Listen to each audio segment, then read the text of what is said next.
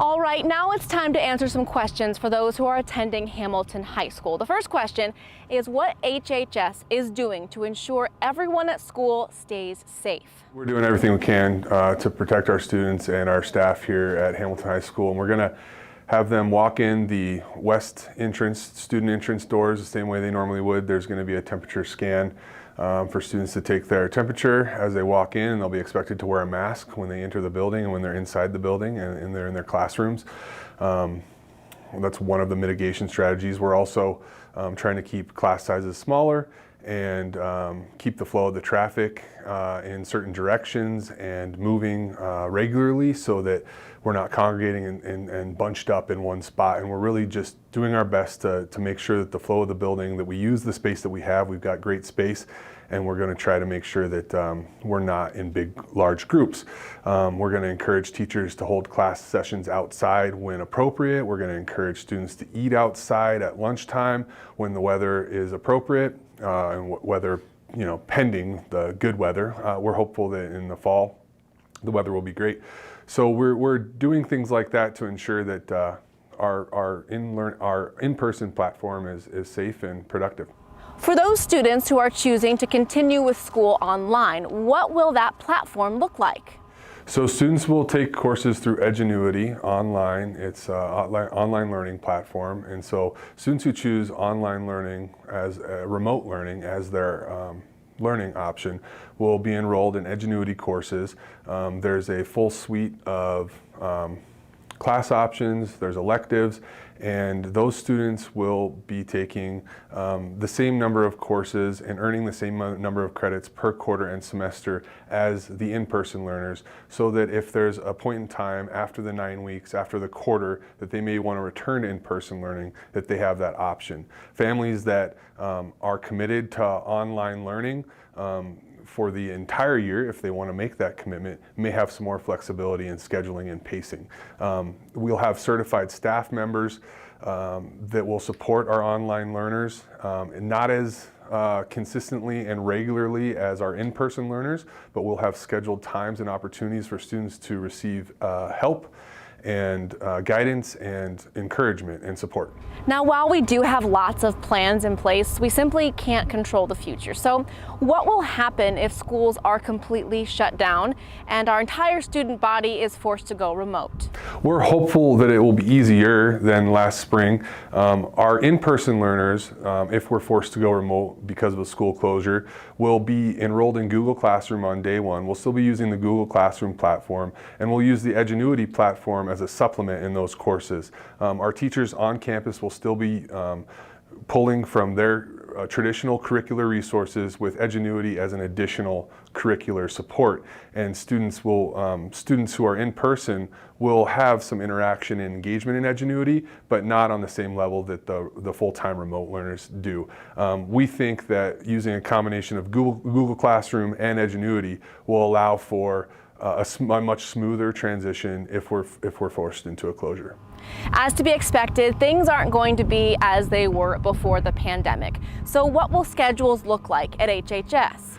The schedule this school year will be a little different for students in person, of course. We're still going to have 4 sections per day, but students will be only enrolled in 4 classes at a time. They'll be going to 4 classes every single day for about 80 minutes. The reason we're doing this is if we are forced into an online learning platform, if we're forced to close, students will only have to manage 4 classes at a time. And we're hoping that'll reduce stress and anxiety and overall workload. Classes that used to be a semester long are now going to be a quarter. Courses that used to be a year long are now going to be completed in a semester. We'll still have the same amount of credits offered and available for students to earn. We're just really focused on doing everything we can to protect the school year, and we think that this is a good compromise where we have some smaller class sizes and kids will not be in as many courses at one time, so we're hopeful that they can manage it better and that we can get through the school year in a positive way and still offer a really comparable educational opportunity that we have in the past. Now, whether we like it or not, masks or face coverings are just part of life here at the district. So how is HHS going to encourage and enforce wearing them? Yeah, it's encouraged, but it's also expected when kids enter the high school building that it's expected that they can wear masks. They're high school kids now. We believe they can hold that responsibility and participate in the mask protocols of wearing them throughout the day. Of course, we'll build in some breaks for the kids to wear the mask, and we'll kind of have some common sense mask break times for the kids. And how are teachers now feeling about getting back into the classroom? I think it's the same feedback you're getting throughout the community. I think everybody's at a different point during this pandemic. I think it's important to remember we're still in a pandemic now, and we really haven't moved forward with it. Some teachers are feeling excited and comfortable. Some teachers are having some hesitations. But I think it's up to the individual teacher, individual student, individual families, and I think everybody's feeling different at this time. Probably a period that most students look forward to is lunch. And lunch is going to look a bit different this year at HHS. Yeah, lunch is going to change a little bit, but it'll still look very similar to it has in years past. We're still going to have open campus. We're going to encourage kids to eat outside. In order to do that, we're going to have tables set up outside, as well as having some chairs set up outside for students to sit at and enjoy lunch with their friends. We are going to ask that kids just sit 3 per table. And when you're in groups, try being 4 people or less in your groups and remain socially distanced as well. We'll have some benches. We're asking the kids sit 2 per bench. Mostly just be responsible citizens here, maintain social distance, but at the same time maintain a positive attitude and working with the school district. Now let's talk about lockers. Will students be able to use them? So we talked about the flow in the hallways, and one way to prevent block of the flow is just this year students will not be having lockers. Now, if there's some reason you believe you need to have a locker, you can take that to administration, and that'll be approved by a case-by-case scenario. But we believe that students can put everything in their backpacks, and with only having 4 classes a day, they can get from class to class with maintaining the flow of the hallways and not blocking any of the flow and keeping everything going. The reality is that this pandemic has caused a lot of change, and change isn't always an easy thing. So how is HHS going to help students with this change? So the biggest thing is knowing who your school counselor is, first of all. So Mrs. Ryder does last names L through Z, and I do last names A through K. Scheduling is going to look a lot different. I know Mr. Wells had touched on quarters versus semesters now and earning those semester credits. And so we want to be able to meet with every single student, even if you're choosing to go online, to make sure that you have all of your classes in place. So our goal is to meet with every single student prior to school starting. We have dates set up for seniors to do August 21st and the 24th, and juniors will be the 25th and 26th, sophomores will be the 27th and 28th, and freshmen will be the 1st and 2nd of September. And this will be staggered by last names, just like we did checkout in the spring, and that information will be coming home in a letter. There are some changes for seniors and juniors in particular as far as senior releases and Honor Pass goes. Hopefully we'll be able to schedule it so you'll get a senior release every single quarter instead of just by the semester now, so you'll only have to take 3 classes during the day. And the same might be the case for juniors, depending on where you are for graduation and on track. Now, we've talked a lot about what on-site and off-site learning will look like, but we also have to talk about internships.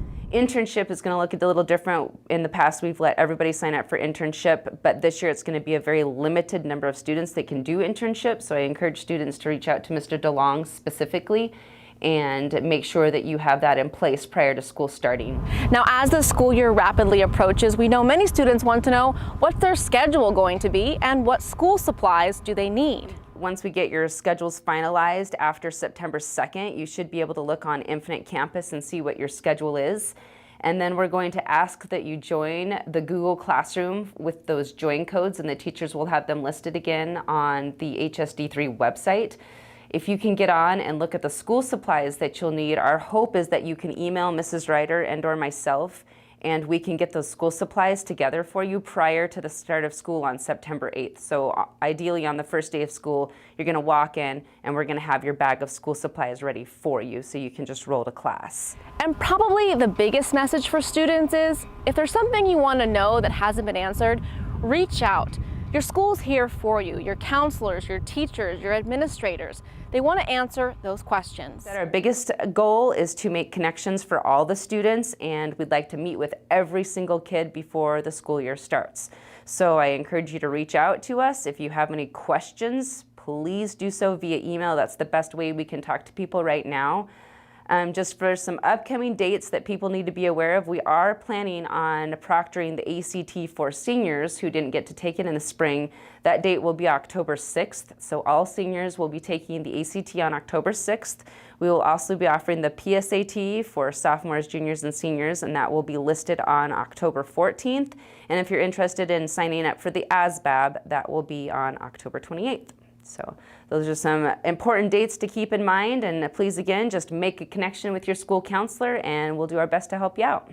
For those of you who are asking for transcripts or having your transcripts released, there's kind of a two-step process. You need to get a transcript release form so we can do a release of records. If you're under the age of 18, you need to have a parent sign this and then list the address of where we'll be sending your transcripts. If you are an athlete that's interested in going to the NCAA or NAIA programs, you need to make sure and register with the clearinghouse prior to sending your transcripts to those schools. Maybe the most important message from HHS and the entire district is that we know it can be scary to think about sending your child back to school during a pandemic, but we want you to know that we are as prepared as we can be. And despite uncertain times, we are excited for the chance to have students back on site and for their teachers to be with them. Sure, it's going to look a little different, but we can get through this together.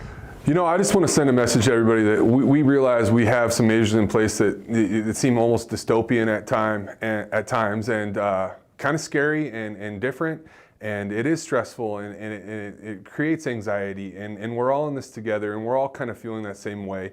And I am really positive and hopeful about the upcoming year.